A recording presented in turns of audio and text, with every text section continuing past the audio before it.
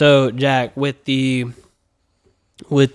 beginning of your sobriety, like the real deal, first time in, that time you were 17 in Phoenix House, what was the difference from all of the other times prior going to treatment, 15, 14, 16 or whatever? Like, what was that difference? So a huge difference was me wanting to be there. The first 2 times my parents put me there. The third time probation put me there. And then the fourth time I put myself there. And then obviously also the drugs were very different. First 3 times I was just smoking weed. And then by the fourth time I was shooting meth and heroin.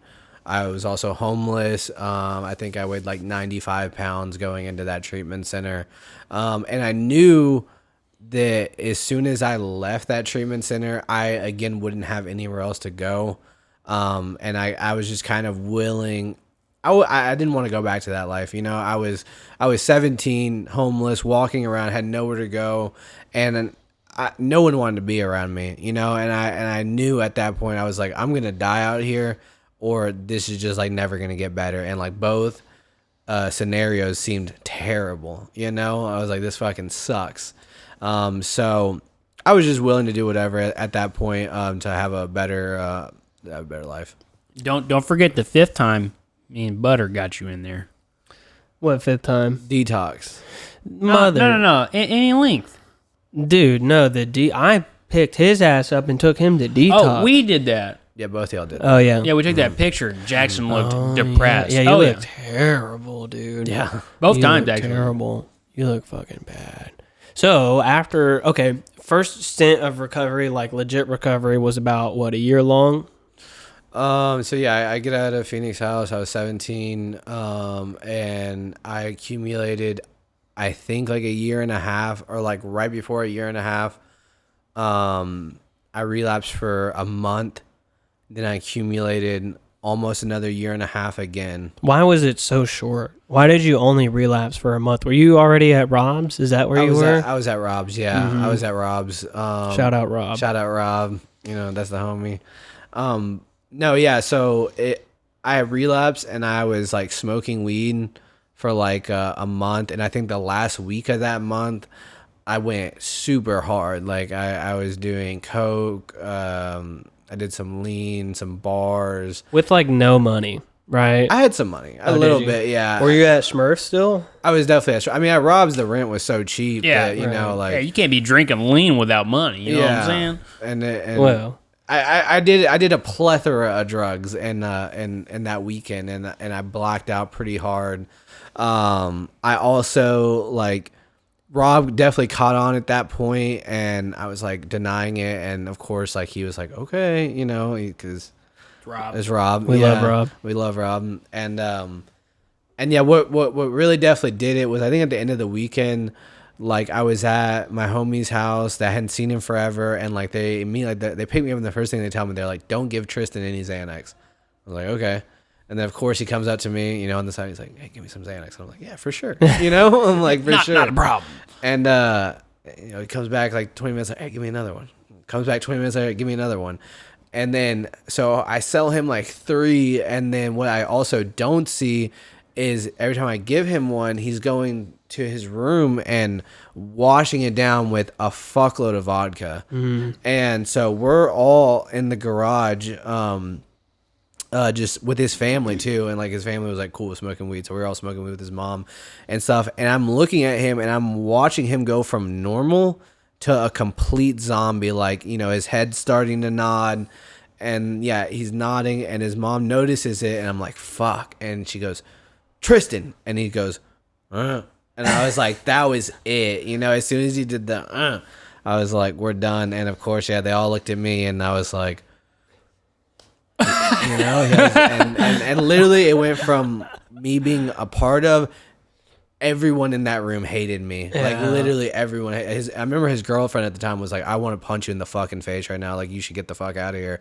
And it really brought me back immediately to before I went to Phoenix House that last time, where no one wanted me around. You know, like I'm just causing problems. Like it put me into Brought you right back. put me into a super dark place. Yeah, and I think like the next morning I was like I had to go to work, and and at the time I didn't have a car. I skated and I stopped at the firehouse right there and smoked some weed. You know what I mean? I was like, this isn't enough. I still feel really sad.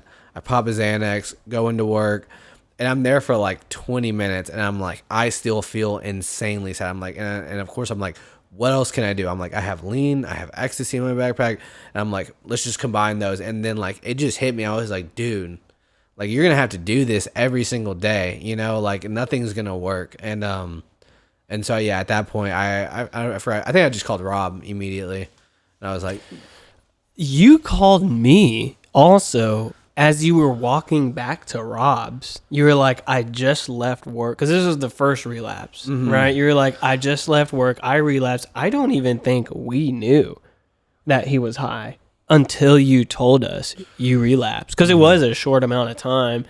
I don't even think we knew. Did you know? I can't recall. I don't remember. I just remember you crying, bro. Yeah. You were like, I relapsed, this and that.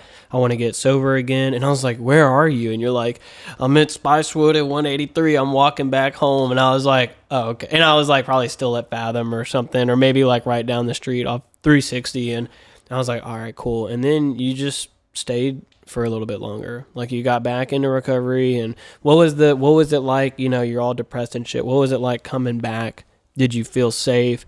Did you feel any kind of like, this is going to be different? Or like, was there any different drive? Or what was that experience like coming back? so it was actually kind of cool. I remember, sorry, I burped. I remember, yeah, coming back in and, you know, getting vulnerable and getting honest, and like, I feel like the promises and stuff like that, like just was like overwhelming. You know what I mean? Like I remember, at that point in my life, the things that were like a constant issue, like externally, you know what I mean? Was like, I had just gotten to a relationship with Ivy.